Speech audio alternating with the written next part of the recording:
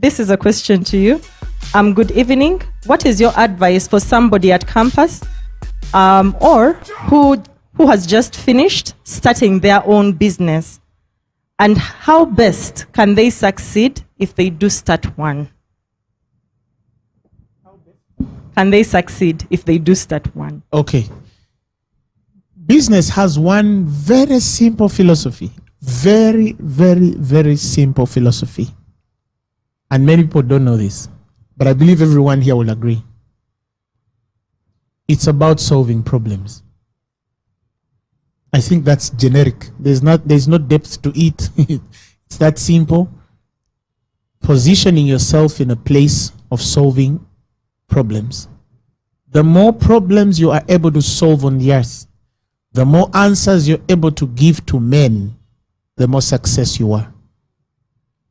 It doesn't matter the answer you're giving. Some of you do not know this, but some of us discovered it while back in those days. You remember the man who used to sell pancakes in town called Makerere? He used to have little white Suzuki cars. And he used to make very nice pancakes and put on some nice music. How many of you remember Makerere? Put up your hands if you remember. We are old. Yes. Now, forgive me, our younger fellows. But in those days, there was a guy who got Suzuki cars, small little Suzuki cars, put them on the roads and used to sell pancakes. Makerere sold pancakes up to London. They used to put pancakes on British Airways to go to London, and there were restaurants that were selling Makerere pancakes. You see what I'm saying? Some people say, oh, how much money am I going to earn here? We used to bank Indians that used to sell matchboxes. How much is a matchbox? 50 shillings? Then, you see? But there was a matchbox, a Hare Krishna matchbox in every household. Now, if you have 4 million people, each with 50 shillings, you can imagine how much that is. You see what I'm saying? You don't underestimate, the Bible tells us that we shouldn't underestimate the power of humble beginnings. It doesn't matter how small that business is. It might be interpreting or answering 2, 3, 4, 5 people. But if you look at it and it carries the potential of answering many, it doesn't matter how small, how denigrating. Because some people think that all of you are going to sit in offices. These men are bankers. They will tell you the richest people in this country. Many of them don't even speak English. Some of the clients, the richest clients we had, could not even write the monies they wanted to withdraw in words. We wrote them. You see what I'm saying? But these were boys who went in Chikubo carrying boxes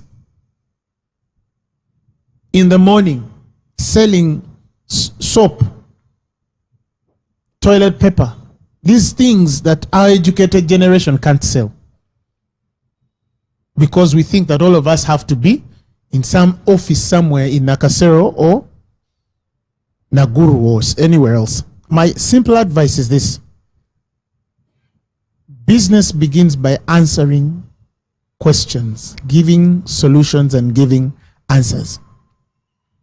And then once you learn that and see that you're answering more, then you start building systems, attracting the tools, the resources, and here I mean people, to help you do it better every day. If you can understand that simple formula, the rest is just science. That simple formula. That even a young man who is going to rear rabbits, if he can understand who takes rabbit meat and multiplies these things, tomorrow they can be a success. By the way, and I'm going to say this without any fear of contradiction, there is nothing as easy as creating wealth. It is the easiest thing. The hardest is preserving it, keeping it.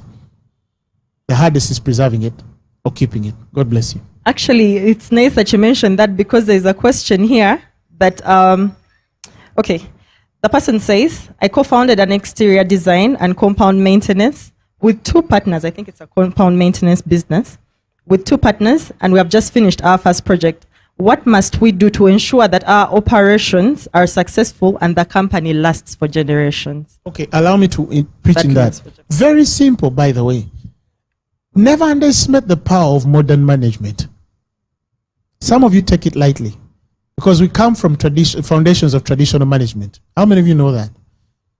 Huh? Churches are struggling because they are traditionally managing. You find a pastor of a cathedral of 3,000-4,000 members, and they still have to call him that the bulb in the toilet is off. You understand? That's traditional.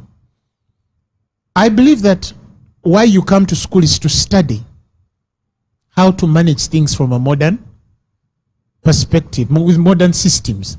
You see, you can run all this, but if you carry no systems, I always give this example, this body of mine, or that body you carry, is a structure, but with a respiratory system, digestive system, nervous system, all these kinds of systems working together for you to work. Now, you could go to the gym and carry 100 kilos and build this mass and have one attack on your nervous system and you're not going to work. Get paralyzed from head to toe and you're not going to move one muscle because you frustrated the system. If you frustrate your respiratory system or your reproductive system.